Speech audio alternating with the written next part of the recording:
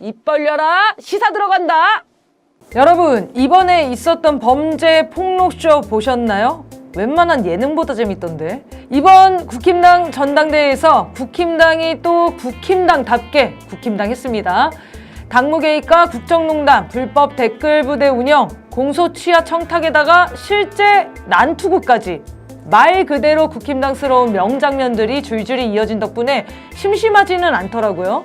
그래놓고 이제는 하루아침에 단결을 부르짖고 있는 게 국민들 기억력이 마치 자기 핸드폰 비번도 까먹는 한동훈 수준인 줄 아는 모양입니다. 아무튼 영수증을 길게 보여주셨는데 이제는 계산의 시간입니다. 어금니 꽉 깨무세요. 이번 전당대회는 당대표만 뽑는 게 아닙니다. 하도 한동훈만 나와서 잊어버릴 수도 있겠지만 최고위원 선거도 있었습니다. 국힘당에서 뭐 다른 수준의 새로운 인물이 있을 리가 없지만 당선된 최고위원들 수준도 말이 아닙니다. 워낙 관심은 없었지만 이번에도 한번 거들떠는 보겠습니다. 한동훈이 비대위원장 시절부터 사무총장으로 데리고 다닌 장동혁이 새 지도부에 딱 자리했습니다. 불과 몇 년 전만 해도 지역에서도 누군지 몰랐다는 사람인데 초고속 성장이죠. 장동혁이 누구냐? 5.18 때 계엄군 헬기 사격을 증언한 조비오 신부님이라는 분이 있어요. 그런데 전두환이 죽기 전에 조비오 신부를 파렴치한 거짓말쟁이라고 회고록에 썼다가 사자 명예훼손죄로 기소된 일이 있었거든요. 그런데 이 사건을 맡았던 게 바로 판사 장동혁이었습니다. 이 재판에 차마 자기 손으로 유죄 판결을 내리긴 싫었는지 재판을 맡던 도중 사임하고 자유한국당에 입당을 해버려요. 국힘당에서 자리 하나 해먹으려면 전두환 정도는 존경해줘야 하나 봅니다. 또 장동혁은 판사 사임 하루 전에 한 건설업자를 보석으로 꺼내준 일이 있었거든요. 그런데 이 건설업자의 변호사가 바로 장동혁과 친한 판사 출신 변호사였어요.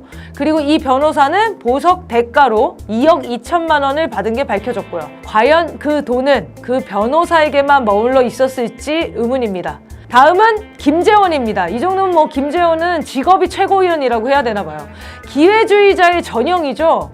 5.18 정신을 헌법에 넣겠다고 하는데 전라도표가 나올 줄 아느냐는 정광훈의 물음에 그건 불가능하다. 저도 반대한다라면서 일종의 립서비스라고 표 얻으려면 조상묘도 판다는 게 정치인 아닌가라고 말했던 사람이었는데요. 이 일 잊고 정치 은퇴하고 국수집이나 하겠다며 일본 제명기까지 샀다는 소문이 있었거든요. 그런데 다시 최고위원이 됩니다. 정말 정치업자 그 자체죠. 다음은 이뇨한입니다. 혁신위원장 시절 당 지도부와 중진에게 기득권 포기, 험지 출마를 요구하며 윤석열의 입처럼 활동했는데요. 그런데 자기는 험지도 아니고 비례대표로 나와요. 그것도 당선은 따놓은 당상인 8번을 달고요. 오로지 자기 공천되는 것에만 관심 있는 사람인데 이 사람이 최고위원이 됐다니 국힘당 미래가 뻔하죠. 그리고 최근 필로버스터로 유명해진 김민전도 최고위원이 됐어요. 국힘당은 국회 나가서 잠만 자는 이런 사람을 최고위원까지 시켜주는군요. 대단합니다. 마지막으로 청년 최고위원으로 사격 국가대표 진종호가 당선됐습니다. 갖은 연예 프로그램에 얼굴을 내밀다가 시청자로부터 방송 좀 그만하고 운동이나 더 하세요 라는 말까지 들은 적도 있는데요. 그런데 갑자기 국힘당의 공천을 받아 하루아침에 정치인이 됩니다.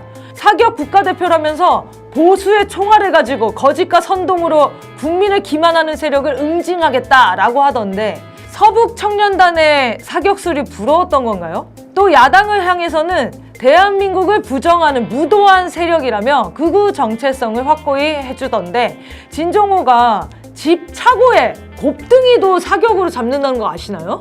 총기가 허가된 나라였다면 정적들 제거하는 담당이 되지 않았을까 싶습니다. 자, 이렇게 국힘당 새 지도부의 면면을 살펴봤는데요. 어떠세요? 한동훈 지도부 기대가 되시나요? 그나마 유구한 매국 전통이 있는 토착 왜구들은 밀려나고 나라 곳곳에 버려져 있던 기회주의 쓰레기들을 모아놓은 게 아닌가 하는 생각이 들 정도입니다. 자, 그러면 앞으로 한동훈과 국힘당의 운명은 어떻게 될까요? 어쨌든 한동훈이 당선된 이상 적당히 내용을 봉합하고 윤석열 탄핵은 막아보자며 단결하자 외치고 다닐 텐데 과연 수습이 될까요? 전당대회 내내 폭로된 범죄 행각들에 대한 수사는 시작될 것이고 누군가는 책임을 져야 할 테니 희생양을 만들고 싶은 욕망이 막 꿈틀꿈틀하겠죠. 이 욕망이 잠재워질까요? 이탈표 8표만 막으면 된다고 생각하겠지만 글쎄요. 윤석열 난파선에서 자기만 살겠다고 탈출하려는 자들이 과연 한동훈뿐일지 기대됩니다. 윤석열 탄핵과 김건희 특검, 국힘당의 해체를 요구하는 민심은 전당대회 과정에서 더더욱 폭발 지경에 달했습니다. 청문회 증인 출석을 하든 말든 특검제 도입을 거부하든 말든 탄핵 열차는 이미 출발했습니다. 지금이라도 탑승하면 살려는 드릴게.